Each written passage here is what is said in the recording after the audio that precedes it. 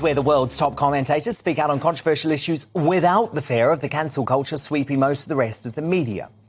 As he hemorrhages support in the UK, Prince Harry has denied distastefully boasting about killing 25 Taliban while serving as a soldier during a cringeworthy appearance with the left-wing American comedian Stephen Colbert last night. Watch. Context is everything, and unfortunately, due to those leaks, the British press intentionally chose to strip away all the context and take out individual segments of my life. Without doubt, the most dangerous lie that they have told is that I somehow boasted about the number of people that I killed in Afghanistan. Hang on a minute, Harry. Here's what you actually said and wrote. In the heat and fog of combat, I didn't think of those 25 as people.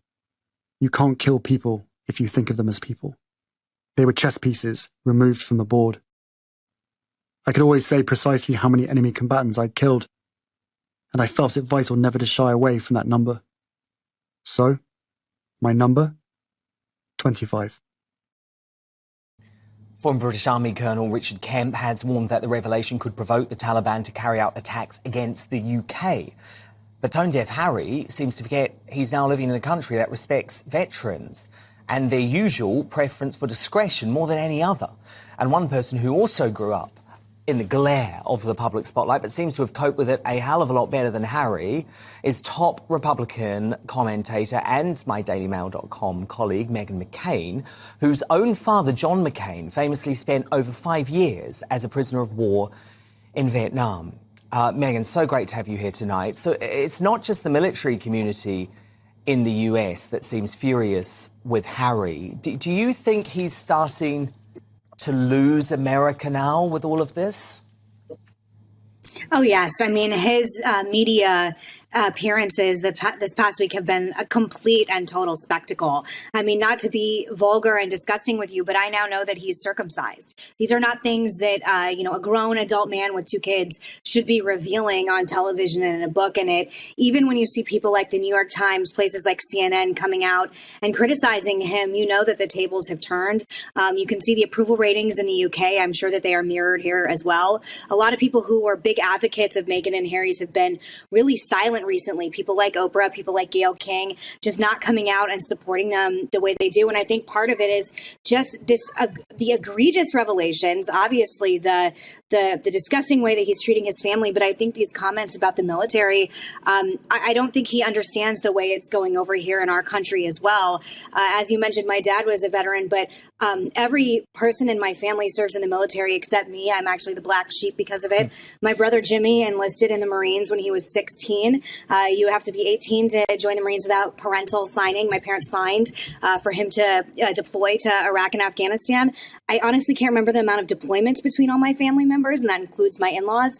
Revealing your kill count is something that is just not done. It is not done publicly. It is something that is done privately, possibly with your fellow soldiers, maybe after a lot of drinks or maybe on the battlefield, but it just isn't something that's done. Even people like the American sniper, Chris Kyle, it's not something that he bragged about. The person who came out and revealed that he shot bin Laden, it was highly criticized within the Navy SEAL community at the time because, again, it's a team effort. It's something that happens with a group of people, with soldiers, with people on the battlefield. And then to go on Stephen Colbert and sort of say that people like you and I work for British media now, that we are misrepresenting or unhearing. I read and I just heard exactly what I needed to know. You are bragging about killing people on the battlefield, which is just not something that is done in our country among regular military circles. Well, I mean, that's the thing that is most astonishing, right? So he's now not even prepared to stand by his own words in his own autobiography. He's trying to blame us. He's trying to blame the British press. We know he doesn't believe in freedom of the press. But I found this particularly despicable. When you look at the military commentators, though, Meghan, who have spoken about how much extra threat level this is now going to bring to his own family and actually the British public too, it doesn't matter to them whether he was bragging about it or not. It's just the simple, plain fact that he has revealed the number. So he's being disingenuous anyway. It's not the fact that the British press is saying he's bragging. It's the fact that Harry has gone on the record and said, I killed 25 members of the Taliban. That is what has increased the threat level. Yeah, and in comparing them to chess pieces, which again, I don't pretend to understand the things you have to do to go to war. I myself have never served, but I just found it distasteful and obviously dangerous. And again, I just think of my brothers who are around his age and have done many deployments. And again, I'm not in the military. I'm not judging the experience, but there's just I'm sorry, there is no universe on planet Earth where my brothers would be going on TV talking about their kill count. It's just not something that's done. And then you see him backtracking on many other things, including saying that he doesn't believe that the royal family is racist. Episodes and episodes of the show I used to be on discussing the racism that was alleged within the royal family, accused on the Oprah interview with him and Meghan Markle. I don't know what he's talking about. At the time, the intention of that was to hurt your family and to hurt the United Kingdom and to make it seem like it is a monarchy full of racists. And for him to backtrack now is confusing. I also find it confusing why they won't give up their royal titles and also why they're still possibly flirting with the idea of going to the coronation. Americans are people that don't completely understand nor have the kind of respect for the monarchy that obviously the British population does.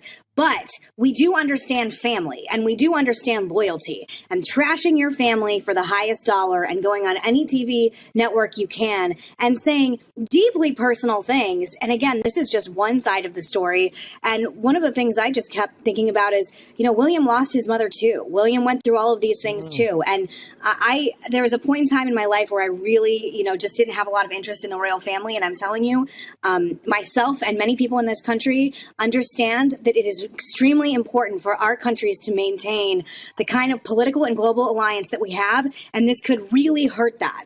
And that is why I don't forgive this, because I actually think there are real life geopolitical ramifications. William's going to be king someday. That is a very important role globally. And we need to respect him no matter what kind of fighting was done when they were children at Eton. Quite frankly, I don't care.